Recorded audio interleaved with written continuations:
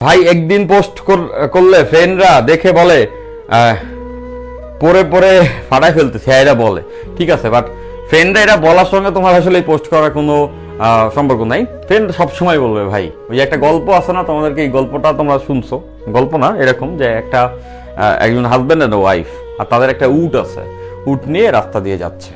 প্রথম কেসটা এরকম যে হচ্ছে গিয়ে তার ওয়াইফ হচ্ছে উটের উপরে, হাজব্যান্ড দড়ি ধরে উট টেনে নিয়ে যাচ্ছে।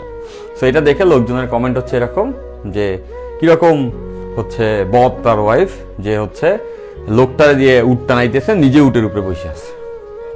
তো এটা শুনে ওরা খুব মন খারাপ করলো। এরপরে উল্টা কাজ করলো, হাজব্যান্ড এবার উটের উপরে উঠছে, ওয়াইফ হচ্ছে দড়ি টেনে নিয়ে যাচ্ছে। তো তখন মানুষ কি বললো যে কি বাজে একজন হচ্ছে লোক, যে নিজের ওয়াইফে দিয়ে হচ্ছে গিয়া নিজে উঠে বসা, দড়ি টানাচ্ছে।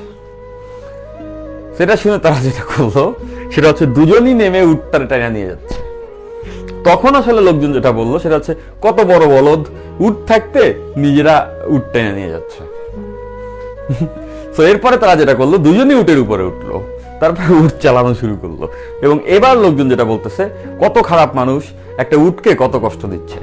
আসলে লোক কি করলো, এই চারটা কেসের বাইরে তো অন্য কোনো কেস হইতে পারে না, তাই না? তো লোক সবসময় কিন্তু একটা ব্যাড কমেন্টই করলো, তাই না? তো তোমার ফ্রেন্ড তোমারে কি বললো না বললো এর উপরে কিচ্ছু যায় আসে না, তুমি তোমার কাজটা করবা, তুমি তোমার কাজটা করবে। এখন কথা লাইফে মানুষ কত কিছু বলবে, তাই না? লাইফে মানুষ অনেক কিছু উল্টো পাল্টা মজা নেয়। তুমি যখন পড়ে একটা পোস্ট করো না, তখন ওই যে মজা নেয়, ওই এমনি মজা নেয়। তো তোমার বন্ধুর যদি একটা মজার কারণ তুমি হও এবং সেই কারণের মাধ্যমে নিজের যদি উপকার হয়, তাহলে তো ভালো ভাই, কেউ মজাও পাইলো, তোমার উপকারও হয়ে গেল।